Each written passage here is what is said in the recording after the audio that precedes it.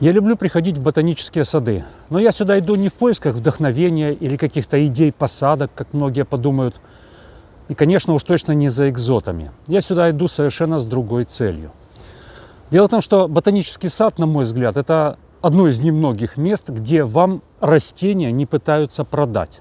И вот в сегодняшнем видео я хочу как раз подробно поговорить на эту тему. Зачем вообще садовнику нужно посещать ботанические сады? Но согласитесь, для многих ботанический сад – это в первую очередь красота. Мы ждем какого-то красивого цветения, каких-то интересных красивых растений. Мы ждем необычных каких-то интересных сочетаний.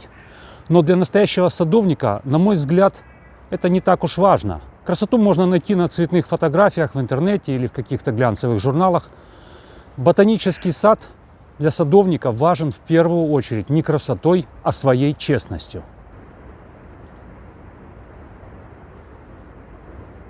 Ведь что происходит в питомнике или садовом центре? Там растение нужно продать. Поэтому, конечно, за ним ухаживают. Его подкармливают, его формируют правильно, его поливают регулярно. И продают растения на самом пике его декоративности. Ну, классический пример – вереск. В сентябре он зацветает, его выставляют на продажу. Его покупают в огромных количествах, потому что устоять от соблазна невозможно.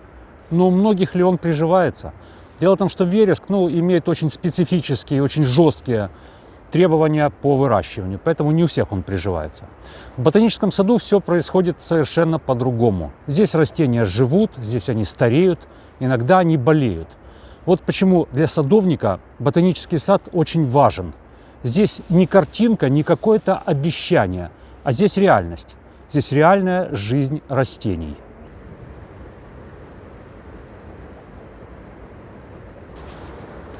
Часто у себя на участке мы сажаем маленький саженец. Мы ухаживаем за ним, наблюдаем день за днем. Но порой нам трудно представить, каким это растение станет через 10, через 20 лет. Вот ботанический сад – это фактически время в таком сжатом, в концентрированном виде.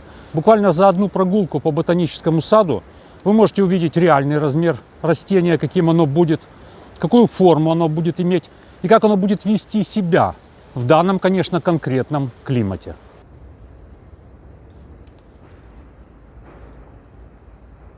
Еще одна причина, почему я люблю ходить в ботанические сады, это, конечно, пространство. Вот на своих маленьких участках, к сожалению, мы не можем по границам участка высаживать какие-то крупные деревья. Даже у меня в Украине на участке 30 соток я не могу этого сделать. Это даже по закону запрещено.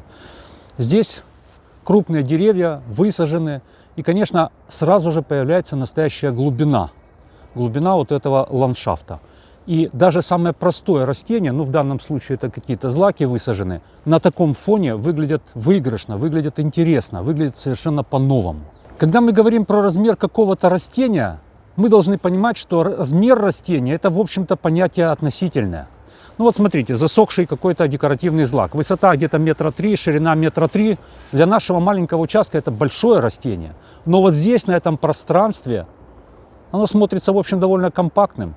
На вот этом фоне из вечно зеленых растений, деревьев каких-то, из листопадных деревьев, оно смотрится вообще просто превосходно. Вот эта композиция из этих сухих злаков. Даже зимой, даже уже вот в таком немножко обтрепанном виде они смотрятся хорошо. И поэтому, когда мы говорим о том, что растение выглядит плохо, вполне возможно, что этому растению просто нужно создать хорошее соответствующее пространство. Создать ему хороший соответствующий фон. И вот как раз прогулки по ботаническому саду могут вам в этом помочь.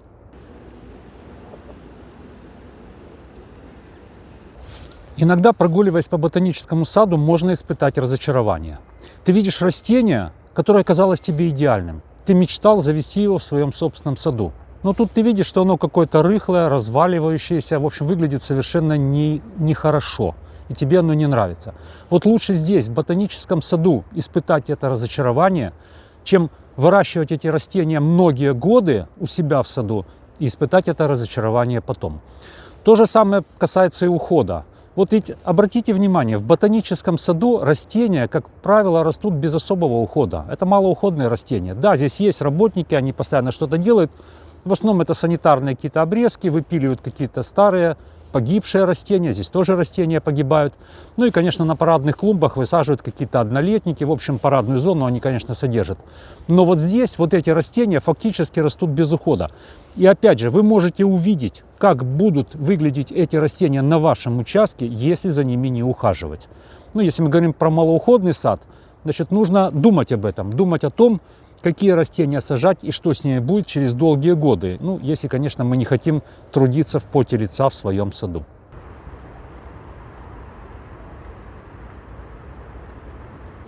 Вообще, я думаю, что ботанический сад учит не тому, что нужно сажать. Он учит смотреть, учит садовника смотреть на растения. И, наблюдая за этими растениями, понимать, какое пространство нужно растению, с кем оно соседствует, это растение, где для него лучшие условия, то ли солнце, то ли тень, то ли склон какой-то, то ли низина, что с ними делают работники ботанического сада или наоборот не делают, и как оно при этом выглядит. Вот для меня лично прогулка по ботаническому саду – это не список желаний каких-то, да, я не хожу с бумажкой, не записываю, ага, вот это надо купить, вот это, нет. Для меня это скорее тренировка, тренировка взгляда садовника. Итак, давайте подведем итог сегодняшнему видео. Вот для меня лично поход в ботанический сад – это в первую очередь честный взгляд на растения. Я иду сюда не за вдохновением каким-то, не для поиска новых идей, это именно взгляд на растения. Как они развиваются и что с ними будет, если я их посажу у себя на участке через много-много лет. Вот это я все здесь вижу. Конечно, цели могут быть и другие, и точно так же и я здесь нахожу, например, какие-то интересные новые для себя растения.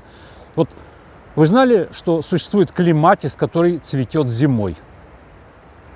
А вот я его здесь обнаружил, и для меня это тоже было, в общем-то, очень удивительное, интересное открытие. Сейчас вернусь домой, поизучаю, что же это за клематис.